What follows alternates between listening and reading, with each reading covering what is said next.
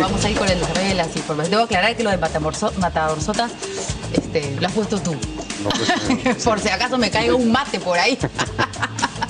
Bueno, vamos a ir con el primer tema y ojalá que ya este tema de las huelgas puedan llegar a algún tipo de solución.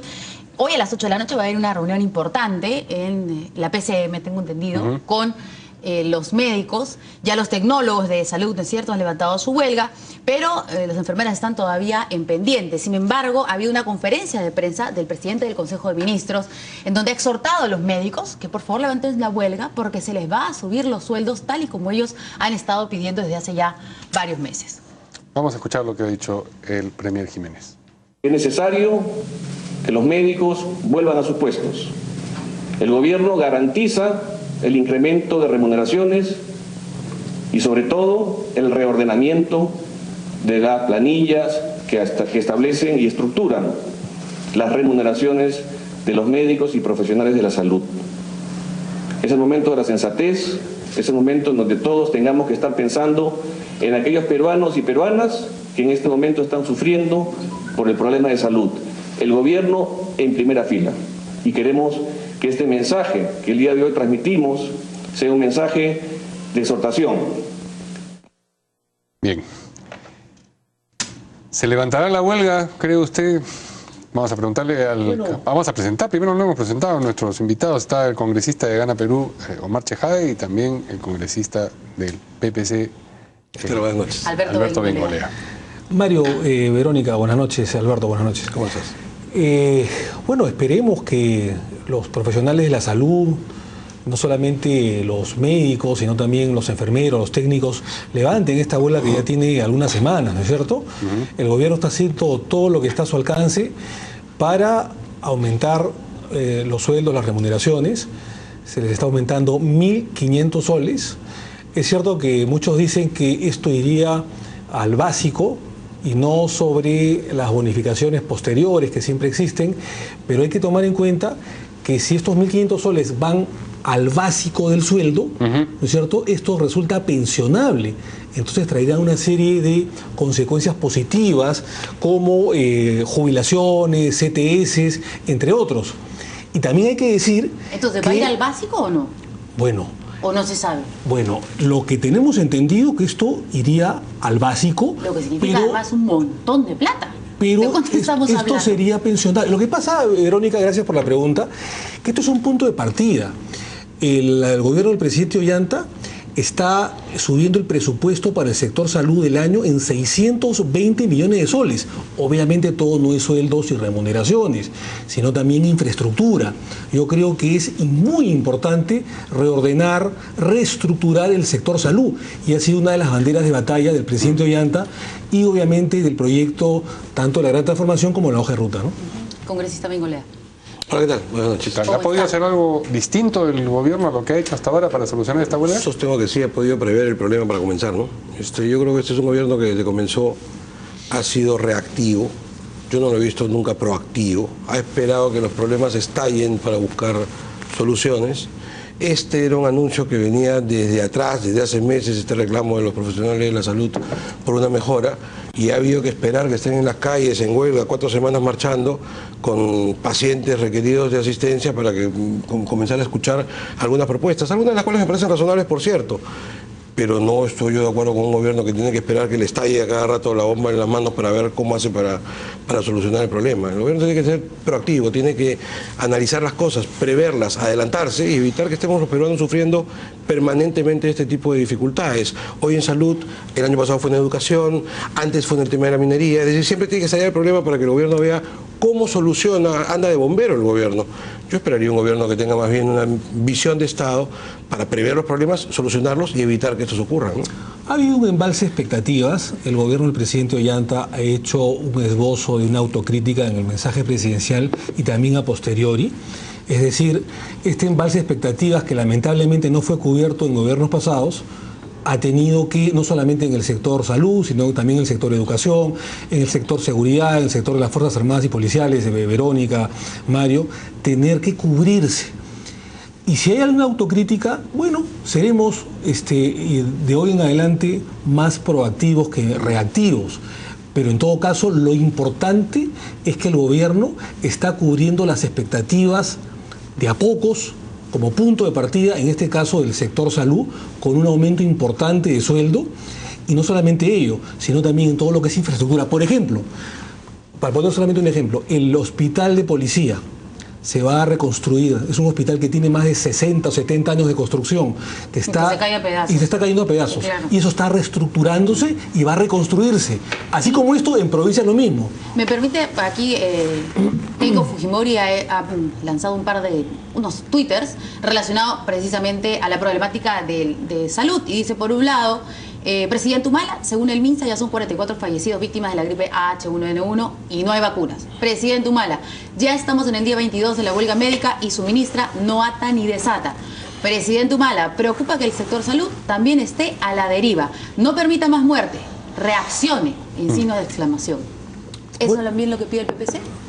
Por cierto, yo me ratifico en lo dicho. Es decir, nosotros no somos tremendistas ni tampoco nos sumamos a cargamontones fáciles, ¿no? O sea, creo que uno tiene que ser responsable también con algunos mensajes.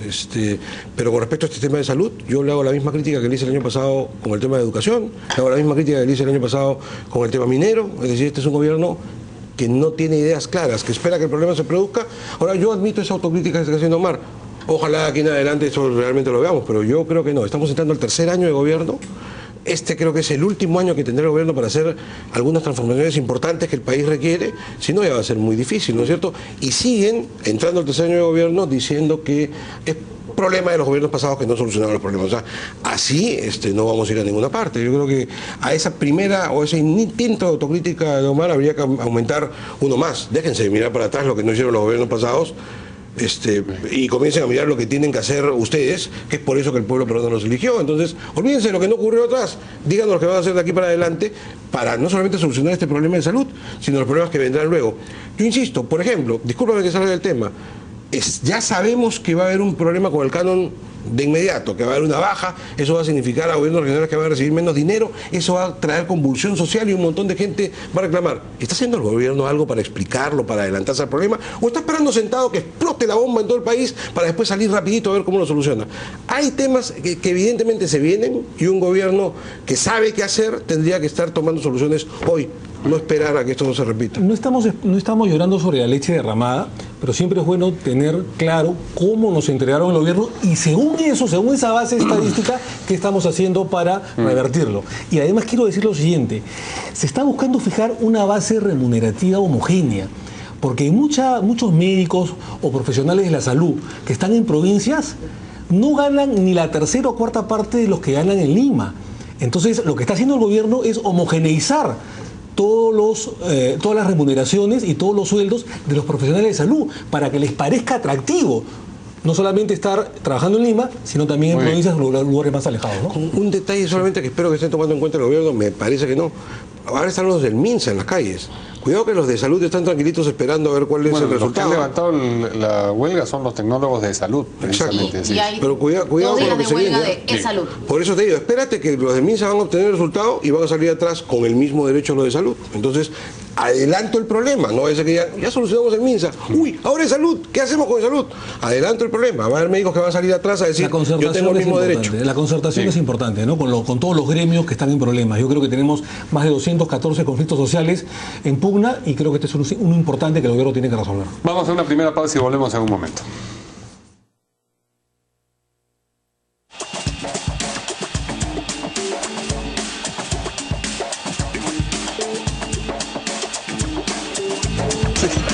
Bien, continuamos aquí en Portada con nuestros invitados, los congresistas Omar Chejade del oficialismo, Alberto Bengolea del PPC, y vamos a abordar un tema que tiene que ver en origen con el Congreso, porque es ahí donde el fujimorismo ha anunciado la multiplicidad de denuncias que está presentando hoy día contra, por un lado, el ministro Jiménez, por otro lado, el ministro Cateriano, cuyas renuncias exige, y también contra el juez San Martín, ¿no es cierto? En el caso de... Chavinaudos le están diciendo. Así es, por el caso de los Chavinados, pero son denuncias por inconducta, en el caso del juez San Martín, una denuncia constitucional me parece que es la que va contra San Martín y contra Jiménez, ¿no? Así es, y ha dicho que a Cateriano, aparte de la inconducta, que también creo que lo incluye en eso, le van a hacer una denuncia penal, ha dicho el congresista Gago.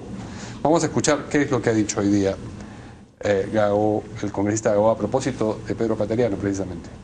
La bancada Fuerza Popular está interponiendo denuncia constitucional contra Jiménez Mayor y contra César San Martín.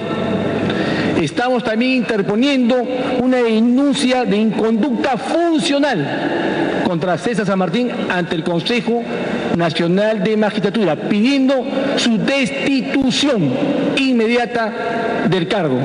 Y hacia el señor Pedro Cateriano, que actuaba como procurador y agente, estamos colocando una denuncia penal. Lo que estamos haciendo es velar los intereses de los 30 millones de peruanos, velar el Estado de Derecho, velar y vivir un... No, inconducta solamente era para el juez San Martín. Inconducta. Claro, exacto. Bueno, y eso se va a ver además en el Consejo Nacional de Magistratura. Era algo que se veía venir, ¿no es cierto? Desde el día domingo, que fueron revelados a través de los medios de comunicación y ya colgado en la web. No sé si podemos escuchar también lo que dijo el congresista Espadarado, digamos, para que pueda usted preparar la respuesta ante estas denuncias del fujimorismo.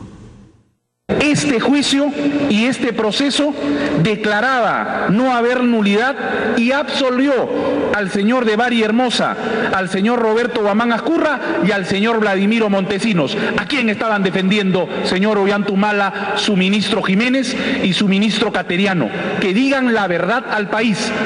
Por eso el día de hoy emplazamos al señor Ollantumala para que destituya tanto al señor Jiménez como al señor Cateriano, que no se sigan defendiendo detrás de los héroes nacionales Chavín de Huántar, y que por supuesto esta injerencia de poderes no se vuelva a repetir, o es que acaso hay otras sentencias que se han cocinado así en el... Ante esto, varios voceros del oficialismo han dicho que es un intento por desestabilizar al gobierno, lo que es relativamente... el congresista Chejade es uno de ellos, pero preguntémosle primero entonces al congresista Bengolea, que no está ni entre los que han hecho la denuncia ni entre los que dicen que es un intento por desestabilizar al gobierno. ¿Cree que ha habido, por un lado, un problema como para ser denunciado constitucionalmente en el caso de tanto el ministro Jiménez como el juez San Martín, que merece una denuncia penal Cateriano, y que en última instancia deben irse esos dos ministros? A ver, nosotros hemos conversado el tema en la bancada y tenemos tres cosas que decir muy puntuales.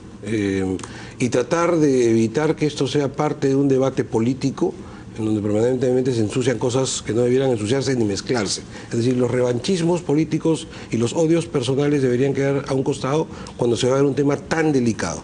Lo primero que hay que decir es: estamos asqueados y sumamente preocupados por el tema de las grabaciones. Pero es que es lo primero que hay que decir. Por Dios, todos los poderes del Estado están chuponeados ya. Hace poquito fue lo del Congreso. Pero eso no es un chuponeo. Fue grabado, es una grabación. Pero y parece que es una grabación de una de las personas que estaba en la reunión. Permíteme si me equivoco con el tema del chuponeo y está mal utilizado el verbo. Grabación, entonces. En el Perú hay ya una conducta de la grabación, violaciones permanentes de la intimidad que aceptamos como cosa de todos los días, en donde ya ni el ministro de Defensa se salva. O sea, estamos, sabe Dios, en manos de quién. Contra esto tiene que haber un pronunciamiento durísimo, y ya no sé cómo pedirlo, investigaciones para encontrar responsabilidades, porque esto no puede ser. Estamos poniendo en peligro todo en el país, aceptando esto así nada más.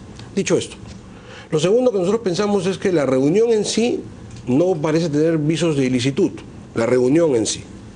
Sin embargo, hay un audio al que hay que prestarle la mayor atención. Y antes de prestarnos a pronunciarnos a favor o en contra, creo que necesitamos tomar más conocimiento del caso, es decir, escuchar completamente el audio, someterle un peritaje. Por lo pronto el propio San Martín, que es uno de los que participa ahí, está poniendo en tela de juicio el propio audio. Eso merece por lo menos una atención para no entrar a decir si condenamos o no condenamos. Me da la impresión, es por lo menos la posición nuestra, es por lo menos la posición nuestra que esperaremos. No vamos a participar ni a favor ni en contra, en tanto no tengamos los elementos de juicio para un asunto tan delicado como el que se está planteando. Me alegra escucharlo, Alberto. Es una oposición constructiva, positiva, a diferencia de el aprismo o cierto sector, no quiero incluir a todos del fujimorismo. Eso es un elogio, ¿no?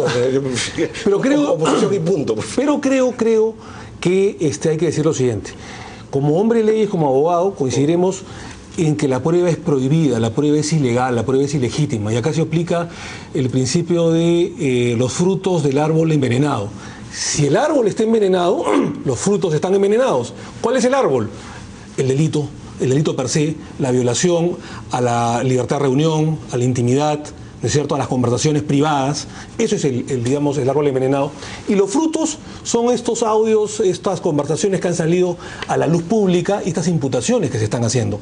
Lo más probable es que en la interna del audio haya sido manipulado, editado, como cajón desastre, para hacer algunas imputaciones políticas contra determinados personajes. Eso en primer lugar. Y en segundo lugar, coincidir... Antes de que vaya el segundo lugar, disculpe, estaba leyendo que el doctor Enrique Bernales efectivamente decía que la Corte Interamericana de Derechos Humanos probablemente no podría tomar en cuenta estos audios por cómo han sido grabados. Pero tengo entendido que en algún momento la jueza que estaba en esa reunión podría decir lo que los periodistas ya han informado, que ella fue la que grabó, protegiéndose un poco de lo que más o menos se veía iba a suceder en esa reunión. Entonces, si ella sale a explicar que lo que quería era protegerse, existe la posibilidad que la Corte Interamericana de Derechos Humanos sí acepte este audio como una prueba y ya no se va a poder decir lo del árbol, el fruto y todo eso. Los frutos del árbol envenenado. Claro. Pero independientemente, hasta el día de hoy, existe los frutos del árbol envenenado. Hasta hoy. Correcto. La prueba es absolutamente ilegal, ¿no es cierto? Es prueba prohibida y no se puede utilizar. No sabemos. Hasta el día de hoy. Porque el PPC ha hecho bien decir, vamos a ver. Ahora no sabemos cómo ha sido grabado. En segundo término, Verónica, gracias por la acotación, se ve pues un ánimos de conspiración contra el gobierno, contra el Ejecutivo, de desestabilizar al Ejecutivo para tratar de tumbar, en primer lugar, al ministro Cateriano y después al señor Jiménez. Esta bronca del fujimorismo es añeja, es absolutamente antigua y se ve reflejada en una serie de interpelaciones que han estado habiendo. Y contra el señor San Martín, no le perdonan en lo absoluto la condena contra el señor Alberto Fujimori. Eso hay que decirlo de plano. O sea, existe un odio visceral y lo que no se están dando cuenta, que con estas denuncias están tratando de enlodar de alguna manera la trayectoria y el operativo glorioso, heroico de Chavín de Huántar, de estos gloriosos comandos del ejército peruano. ¿Y no es al revés? Ellos han homenajeado, fíjate, ellos han homenajeado a los fujimoristas, han condecorado de manera legítima y acertada al comando Chavín de Huántar. Y hoy día, que coyunturalmente se les presenta esta oportunidad, no les importa lo que hicieron atrás, condecorar al comando Chavín de Huántar, y de alguna manera tratan de vejar estas trayectorias, estos operativos gloriosos y heroicos. Ahora, yo te digo lo siguiente. Pero si se hubiera sancionado a estas 4 personas que han sido absueltas, ¿no es cierto?, en el proceso que se ha visto aquí, si todo esto se hubiera revelado y de pronto la Corte más adelante, tal vez a fin de año, dice, no, acá tienen que volver a jugar a todos, porque este audio está medio chueco, hagan todo otra vez. Entonces se tendría ahí que procesar a estas 4 personas, Montesinos, Hermosa de Ríos, ¿no es cierto?, Guamán Azcurra, Zamudio, y no a los comandos. Pero con esta resolución de la jueza, la que estuvo en esta grabación, lo que están haciendo es más bien cuidar a estos señores en vez de cuidar a los comandos. Y te quiero decir algo más.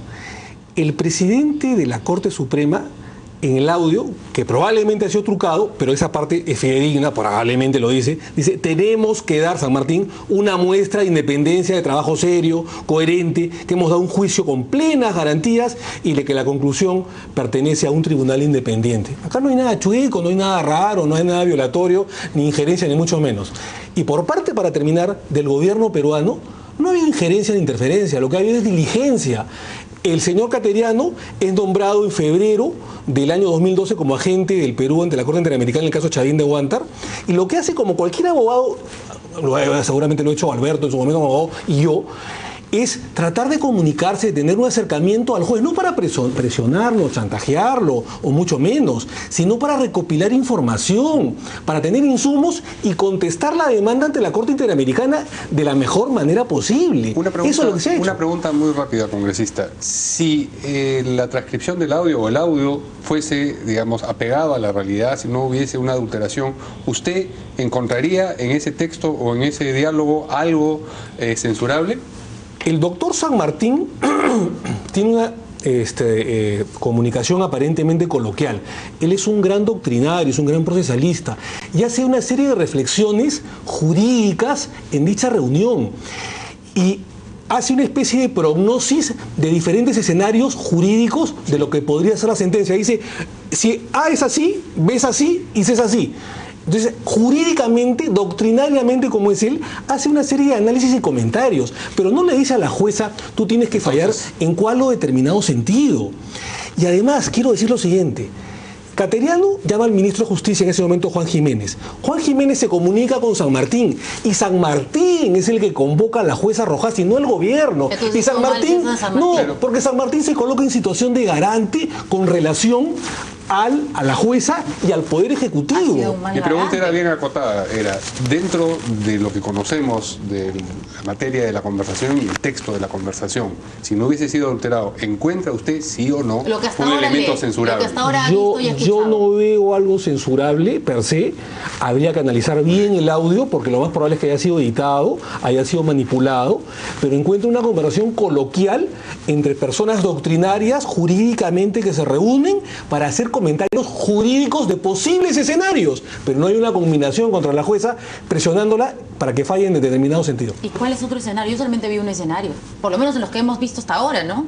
El escenario en que se arma, como dice, la pampa. Es el único escenario que yo he visto. Si es que usted falla de esta manera, se arma la pampa. Crisis política. ¿Hay otro escenario que se plantea? Si te fijas bien en el audio, que para mí, repito, ha sido editado y no tiene valor probatorio, hay otros escenarios de manera tácita o explícita, ¿no?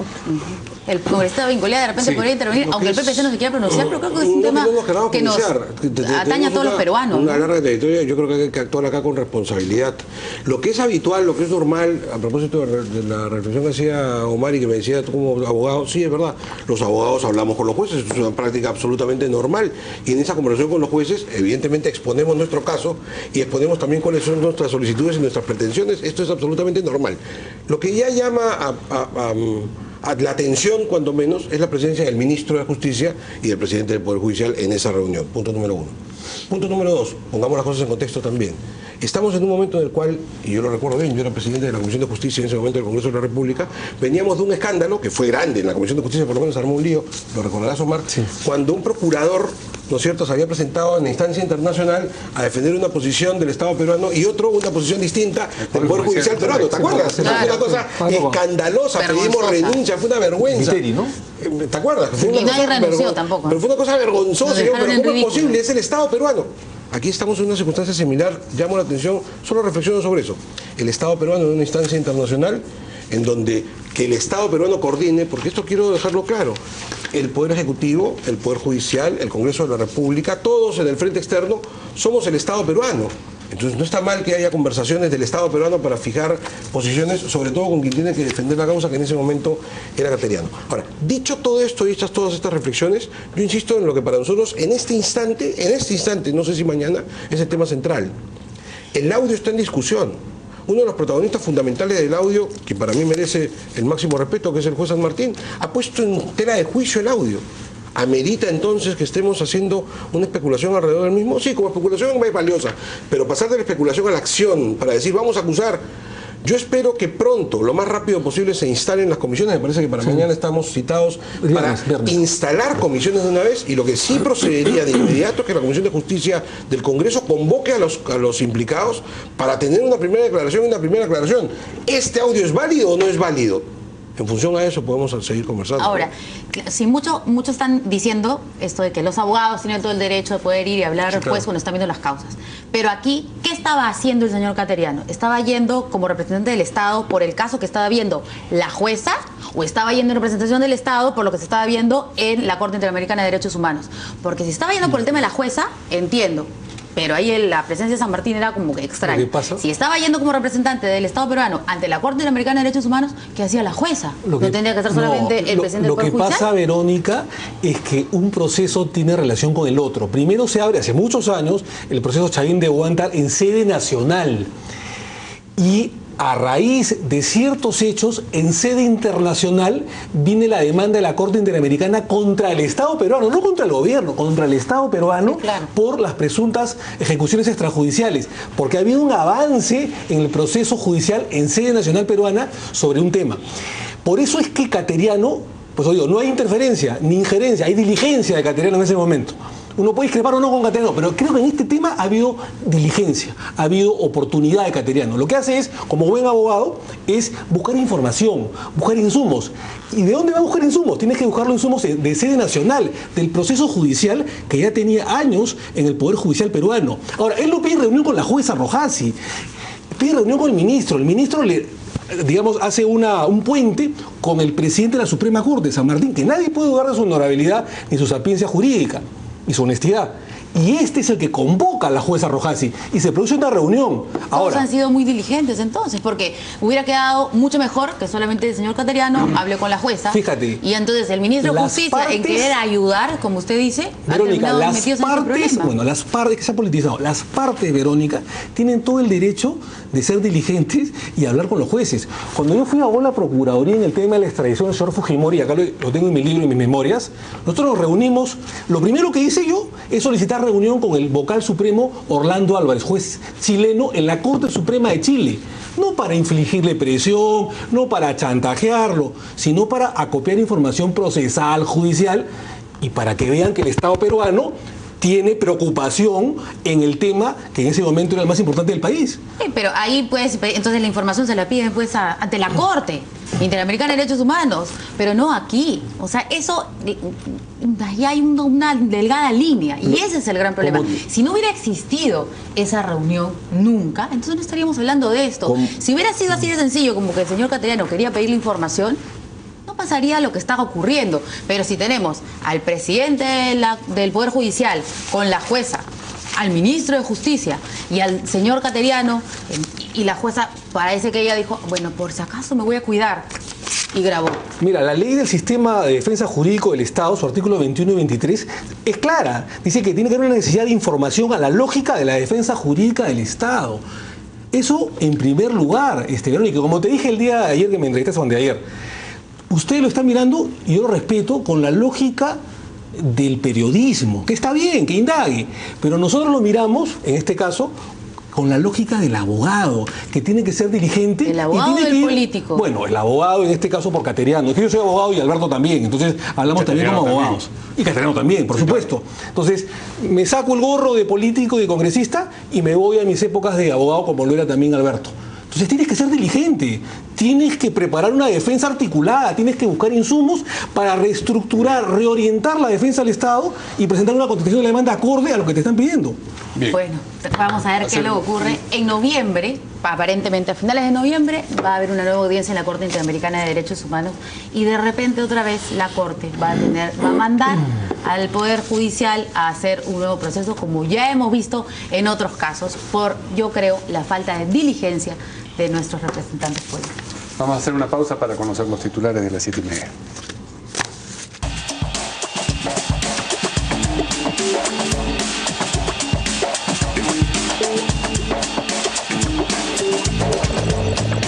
Bien, regresamos aquí en Portada después de los titulares a nuestro tercer tema, que tiene que ver con lo que ocurrió nuevamente en el Congreso, con la conformación de esta bancada llamada Unión Regional, labrada sobre gente que salió primero de Perú Posible y luego de Alianza para el Gran Cambio.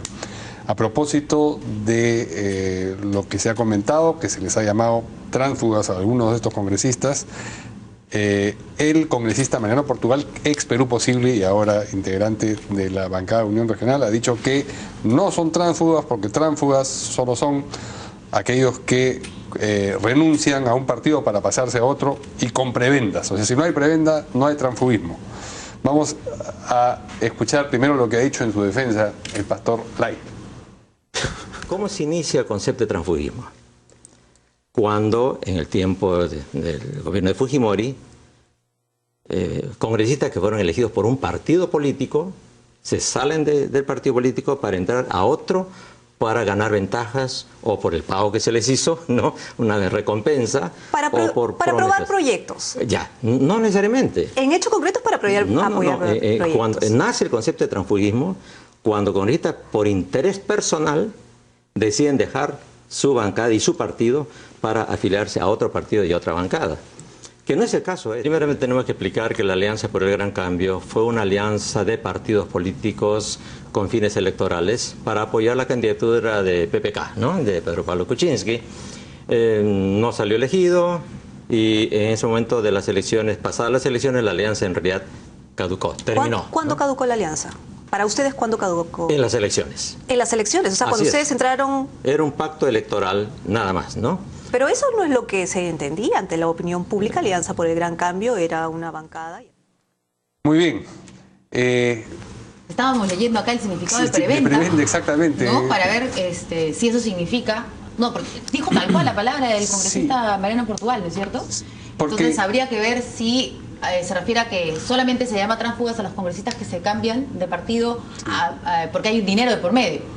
O algún tipo de interés político. Hay otros beneficios, por ejemplo, si es conveniente políticamente para una persona salirse de un partido y pasarse a otro, no porque ese partido o esa bancada esté faltando a, digamos, la declaración de principios o de propósitos que se planteó a la hora de ir a la elección. Entonces a mí me parece que de todas maneras hay una falta de quien está saliéndose de la foto porque no le gusta la foto. No le conviene. Más bien porque lo que le conviene es salirse. Claro, porque no le conviene quedarse. Sí, no le conviene quedarse, es lo mismo, así es. Bueno, ¿qué dicen nuestros congresistas? Bueno, ya estamos hartos de este tipo de cosas. Yo no quiero criticar porque sé que hay personas muy honorables que se han retirado, pero creo que esto no debería suceder y esto lo único que demuestra, Verónica, Mario, Alberto, es la debilidad de los partidos políticos y la incipiente institucionalidad democrática que nosotros lamentablemente tenemos. Yo he presentado un proyecto de ley el año pasado que se está debatiendo en la Comisión de Constitución y espero que se apruebe para sancionar a los congresistas tránsfugas con la destitución inmediata del cargo de congresista, su inhabilitación y que el accesitario lo reemplace. Pero lo que está en discusión es el concepto mismo de tránsfuga. Semánticamente el tránsfuga político es el que se pasa de un partido político a otro. No el que queda como independiente, sino el que de un partido político, de una bancada, fuga. Pero es distinto a otro partido, ¿no? Bueno, a otra bancada.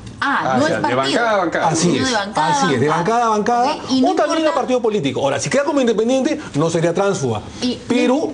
Y no importa que haya dinero de por medio, con o sin dinero, igual es un tránsfuga. Con dinero o sin dinero, como la proyecto de ley que, por lo menos el proyecto de ley que nosotros hemos presentado, no habla de prebendas, no habla de cohecho, no habla de dinero o de ofrecimiento. Solamente cambiarse de una bancada a otra, de un partido a otro, es tránsfuga y debe ser sancionado. Y esto merece una reforma constitucional. Por eso el otro día hablaba de tender puentes, incluso con el fujimorismo, con el aprismo, porque se necesita como reforma constitucional una votación calificada, reforzada de 2/3. Si no, no hay reforma y si no, no hay ley antitransfugismo. Hay que ponernos de acuerdo. Y este es un caño clave, como bien lo decía Alberto. ¿Qué dice el congresista Bengoleaga, que pertenece a una de las bancadas perjudicada por este...? Yo no diría perjudicada, aminorada en cantidad. A ver, lo primero es que la verdad no me siento feliz de discutir este tema justo ahora, porque podría pensarse que estamos aprovechando la coyuntura. Digo con toda claridad que esto es algo que dije más de una vez, probablemente con algunos de ustedes, durante mi campaña, y que prometí como oferta electoral que iba a luchar contra el transfugismo durante mi campaña. Cuando llegué al Congreso de la República, lo primero que hice fue presentar un proyecto de ley contra el transfugismo, lo deben recordar los aquí presentes. Hace 2 años he presentado ese proyecto de ley, así que no tiene nada que ver con la actual coyuntura. ¿Y dice lo mismo lo que está lo que dice lo siguiente, primero, Chejade? Eso de las interpretaciones de que si el tránsfugo es con plata, sin plata, o con... esas son interpretaciones de cada uno. Yo voy a lo que dice la Real Academia Española de la Lengua. Tránsfuga, persona que pasa de una ideología o colectividad a otra, ni siquiera partido. Es decir, quien pasa de un lado a otro es un tránsfuga. Más aún, persona que con un cargo público no abandona el cargo al separarse del partido que lo presentó como candidato. O sea, sigue siendo congresista. Siguiendo en el castellano, eso es un tránsfuga. Ahora, que cada uno le dé la interpretación que quiera. Lo que pasa es que como se utilizó en la década de... Claro, lo que pasa es que lo conocimos a partir de situaciones inmorales, ¿no? Ahora, A partir de eso, ¿cuál es la tesis que desarrollé yo en mi proyecto? Repito, por favor, no tiene nada que ver con la actualidad y esperaría que se debata en otro momento con cabeza fría para que no se ligue con situaciones actuales. Lo que yo digo es lo siguiente. Quienes llegan al Parlamento, por ejemplo, podría ser a a la municipalidad, por eso yo lo planteaba, esto es para el Congreso, para la municipalidad, para cualquier lugar de representación, lo llevan en función a un voto popular. Un voto que determina que, por ejemplo, el Congreso debe tener esta composición: 40 del grupo A, 70 del grupo B, 10 del grupo C. La votación popular merece que esa repartición de curules se mantenga de principio a fin y no debe ser alterada por la voluntad particular de uno de los elegidos, que tiene todo el derecho del mundo de cambiar de ideas, tiene todo el derecho del mundo de discrepar, pero lo que no tiene derecho es a cambiar o a torcer esa voluntad que se expresó en un momento determinado. Por tanto, como consecuencia, si alguno hace ese movimiento, vaca automáticamente e ingresa al accesitario. Eso es lo que dice el proyecto que yo presenté y que discutimos hace 2 años. Y me parece que no planteaba una reforma constitucional porque la vacancia me parece que parte a partir de leyes. Pero digamos, hay una ligera diferencia en cuanto a eso, pero el fondo sigue siendo el mismo. Es decir, esto de decir, porque ahora cada uno interpreta, no, yo no soy un tránsfuga porque no me dieron plata. Yo no soy un tránsfuga porque... No me pasé el fujimorismo en la época de Montesinos. Cada uno puede interpretarlo, y yo lo que traté de hacer desde el comienzo del debate, y trato de hacerlo ahora que las aguas están movidas, es quitarle ese elemento delictivo del que fuimos todos testigos en la época del fujimorismo, ¿no es cierto? O sea, no es necesario cometer un delito. El tránsfuga es el que sencillamente sigo el diccionario, ¿no es cierto?, recibe un mandato a partir de una propuesta y luego, con el mandato en ciernes, decide cambiar. Ok, entonces Gaby Pérez Solá y Lourdes Alcorta son tránsfugas. Prefiero no pronunciarme, ya te dije lo que... No, pues, pero 2 más 2 son 4. Y 4 más 4 son 8, sí. Entonces sí son tránsfugas. Lo dije hace 2 años. Pero 8 es un número que excede el de los congresistas que le quedan a ustedes en la bancada. Hay 7, menos todavía. Por eso digo, no. Entonces podemos resumir que lo que está diciendo es que sí son tránsfugas. Lo que he venido diciendo siempre, Verónica, muchísimo antes que se produjera este caso, que yo, por cierto, lamento mucho. Vamos a ver una caricatura. Esa es una posición que viene desde antes. Vamos a ver una caricatura. Y no somos 8, somos 7. A mí me gusta decirlo de otra manera. Somos Marisol Perestello, Lucho Galarreta, Juan Carlos Segurín, Javier Bedoya y Berico Acuña. Esos somos. Los 7 magníficos. PPC, APP. Creo que sus nombres hablan por sí mismos. Vamos a ver una caricatura mientras que seguimos comentando. A ver, humor profano, Mario Molina. En el comercio. ¿Qué le pasa al PPC? Está más partido y menos popular. Bueno, es un problema endémico del PPC, porque sí, yo creo que hay más ex-PPCistas que PPCistas en la política peruana. Es decir, la sociedad de los PPCistas muertos es enorme. ¿Dónde están esos ex-PPCistas? ¿Cuál es ex-PPCista? ¿Cuál es ex-PPCista? Por ejemplo. El PPC es un partido que sigue ideas, ¿no es cierto? Las personas son, por tanto, pasajeras. Entran y algunos se van, ¿no es cierto? Otros entran y se quedan hasta el final. Pero hay algunos que pasan y el PPC alguna vez, por alguna de estas salidas que bien recuerda Mario, se destruyó el PPC, crisis en el PPC, terminó su historia. No, tenemos medio siglo en la historia de la República, no es una anécdota, precisamente porque seguimos ideas. Algunos llegan y nunca fueron sus ser cristianos, algunos llegan y nunca se identificaron con el partido, llegaron para tener un cargo y ya está. Yo creo que ahí el PPC se equivocó, ¿no? Porque esa es una autocrítica, perdón, Miguel Ángel Mufarich ha estado en el PPC. Entonces, esa es una autocrítica que yo puedo hacer tranquilamente y que la acepto, ¿no es cierto? Que la hago en la interna. ¿Qué estamos haciendo en la lista? Sí, toda la lista, sí. Esa es una autocrítica que yo valoro, ¿no es cierto? Está bien. No debieron aceptar. No lo sé si no debieron aceptar. Ahora, somos un partido político democrático y abierto. Las puertas están abiertas. Si tú llegas y te inscribes, estás en el partido. Están abiertas para que entres y están abiertas para que salgas. ¿Le has pedido a Lourdes Alcorta que no hable? No, por Dios. Es que es extraño que la congresista, que se ha caracterizado más bien porque siempre habla y no tiene pelos en la lengua. Yo le deseo la mayor de las suertes, es una amiga, espero que la amistad... ¿Es amiga de verdad? No pareciera. Yo espero que la amistad quede. Cada uno tiene estilos, ¿no es cierto? Hay estilos más fuertes, hay estilos distintos. Espero que le vaya bien en la decisión que ha tomado. Pero ¿Y le gustaría que hable y diga por qué se fue? No quería decirlo. ¿Le pediría que lo diga? Ella que tome la decisión que quiera. Ella es la que decidió irse, que diga cuáles son las razones, ¿no es cierto? Pero si quiere decirlas, y si no, está en libertad. Ella ya renunció al partido y ya tomó su decisión. Y se fue a una bancada curiosa, donde, en fin... Raúl Castro ha sido... Yo he escuchado un poco... Raúl Castro no ha sido muy buena gente, Yo escuchaba el Ampay Me Salvo, ¿no es cierto? No sé si ustedes lo escucharon. De repente salía un congresista y decía, yo no soy tránfuga porque yo pertenezco a un partido político y sigo perteneciendo a un partido político, solamente he venido. A los otros 5 les dijo tránfuga. Entonces el otro apareció y dijo, yo tampoco soy tránfuga porque yo decidí que no iba a votar por los magistrados. A los otros 5 les dijo tránfugas. El otro salió y dijo, yo tampoco soy tránfuga porque no me había inscrito. Por Dios, o sea... Vamos, ¿por qué no somos más honestos de decir hay un proyecto político que uno tiene que respetar, que ha logrado a través, creo que uno de ellos, Norman Lewis, me parece que dijo que ya tenía hablando 2 meses sobre el tema, que está trabajando un proyecto político para más adelante, valioso, y que han considerado dentro de ese diseño la necesidad de armar una bancada. O sea, y PPK es quien está liderando eso es un cálculo político. ¿No? Y no lo digo peyorativamente, lo digo en el sentido correcto de un cálculo político. Oye, mi cálculo es el siguiente, si yo me quedo en esta bancada, cosa que yo jamás haría, pero lo estoy interpretando, en esta bancada no tengo ninguna posibilidad, no me van a volver a elegir, es más, ya no me eligieron la vez pasada, tampoco me van a elegir ahora, así que no sería congresista. Si me voy a otra bancada, ahí sí voy a ser congresista y probablemente con el número 1. Que el transfugismo es una suerte de estafa política, ¿no es cierto? Se llega con un ardid por una bandera política, por una bandera de batalla, y luego traicionas a la gente que te eligió bajo un determinado mandato, con el cuento de que los congresistas no tenemos mandato imperativo. Pero esto es una estafa que hay que sancionarla. Pero esto es parte... ¿Fueron tránsfugas también los integrantes de su bancada que se apartaron? Lo que pasa es que yo no quiero... pero lo vamos a forzar. Mañana saldrá un titular y dice que son tránsfugas. Yo no quiero... Yo respeto mucho a mis colegas. Respeto mucho a mis colegas. ¿Estaría dispuesto a decir que no son tránsfugas? No, yo prefiero quedarme en silencio. La doble negación. Pero quiero decir lo siguiente, esta es parte de la decadencia de las instituciones democráticas. Lamentablemente, no por el BBC, sino en general, los partidos políticos hace 20 años se están convirtiendo en clubes electorales, que simplemente se unen faltando 4 o 5 meses para las elecciones y salir elegido, y luego hacen lo que les da la gana.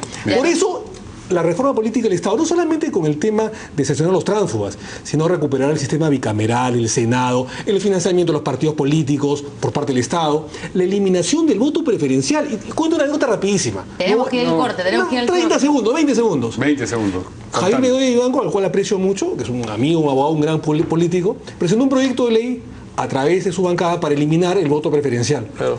Y en la sesión, lamentablemente esa semana se enfermó Javier Bedoya Vivanco. Pero solamente quiero decir que ese proyecto de Bedoya es un proyecto del partido. Del partido, perfecto. Pero él lo firma. Que lo firma, muy perfecto. Bien. Perfecto. Se enferma ese día. Y lo reemplaza la accesitaria, no voy a decir nombres. Y vota en sentido absolutamente contrario al proyecto del partido. Pero en fin, yo no quiero decir nombres. Pero eso no se hace, eso no es política. Y creo que eso es parte de la decadencia de los independientes a partir de la década de los 90 y, por supuesto, de los clubes electorales y la falta de institucionalidad democrática. Muy bien. Vamos a una pausa y volvemos en un momento.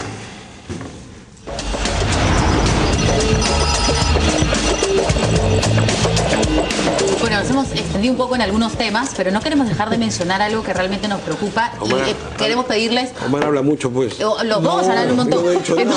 Y nosotros también. Entonces queríamos que nos den, por favor, sus comentarios breves, pero bueno, preocupantes, me imagino, sobre lo que ha sucedido con el consorcio vial Quinoa, que ha confirmado ya que se va de Ayacucho. Están construyendo una carretera, ¿no es cierto?, que todo el mundo demanda, carretera al interior del país. Quinoa, San Francisco. Y de pronto, por el terrorismo, el cobro de cupos, primero empezaron a renunciar los trabajadores y ahora, bueno, sin trabajadores, sin maquinaria, porque se la quemaron, ¿no es cierto?, en julio, los terroristas han decidido retirarse de la zona. ¿Qué vamos a hacer?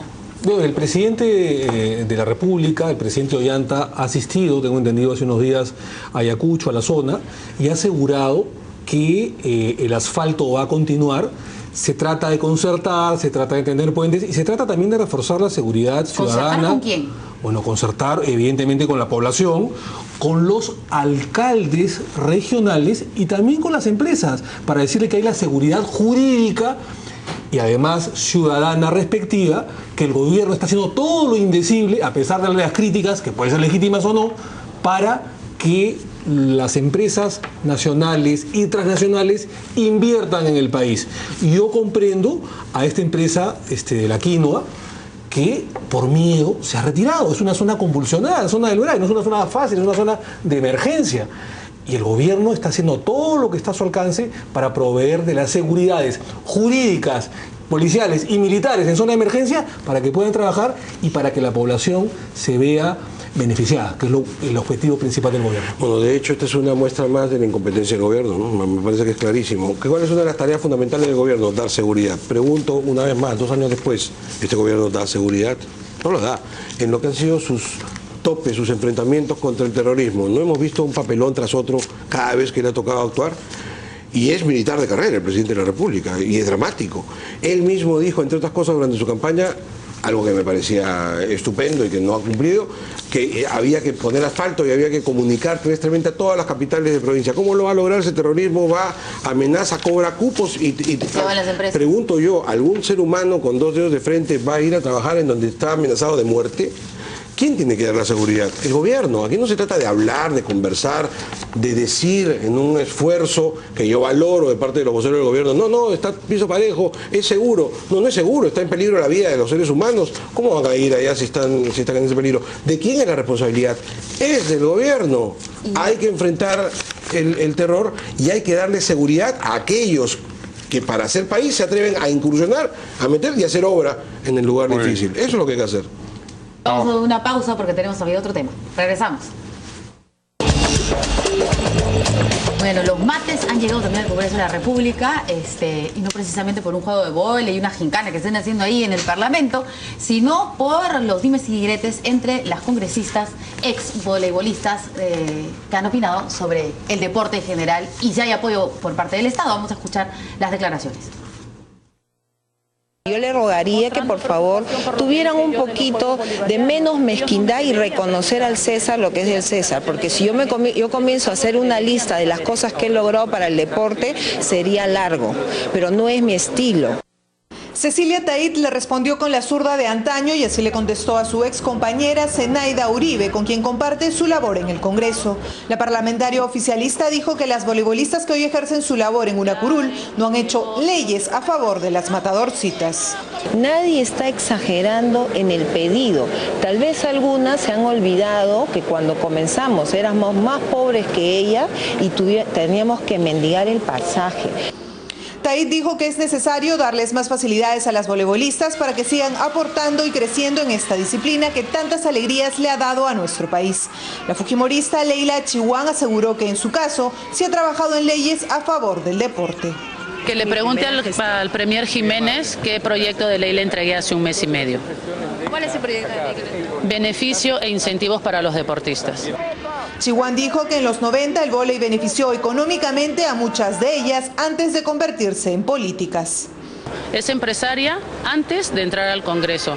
Más bien averigüemos quién tiene propiedades, negocios y recursos después de estar aquí, ¿no? El deporte que las unió hoy las ha alejado. Las jugadas que las consagraron han quedado en el pasado y hoy se juegan un nuevo partido en el Congreso de la República. Perdonale, ¿no? Bueno, ¿qué ha pasado? ¿De qué se están riendo? Cuéntenos, por favor, para reírnos todos y los televidentes también. ¿O no se puede contar? ¿Es algo sobre las voleibolistas, congresistas? No, yo soy respetuoso de las cosas personales, ¿no? Ah, bueno. Entonces, cuando terminas el programa ya pero en los nos cortes cuentan. comerciales no tanto. Bueno, ¿qué ha pasado aquí? Están ahí en enfrentamientos. Bueno, todo parte de algo que todo el mundo, creo que todos queremos, que es que se apoya el deporte, ¿no es cierto? En general. El Estado Nacional, yo estaba escuchando a Leila Chihuán, que las federaciones están como en la nebulosa, ¿no? Porque con esta super remodelación que hizo el APRA, al Estado Nacional hay unas federaciones que están en nada. A raíz de eso, Leila Chihuán ha salido a hablar, ha pedido una serie de cosas, pero salió Zenaida Uribe a decir que no, que el gobierno sí está haciendo un montón, y le han sacado, ¿tiene hoteles Zenaida Uribe? ¿Y que hay que investigarla, dice? No lo sé, pero yo lo que te quiero decir, Verónica, Mario, aunque a Alberto no le guste, voy a hablar con cifras, con estadísticas.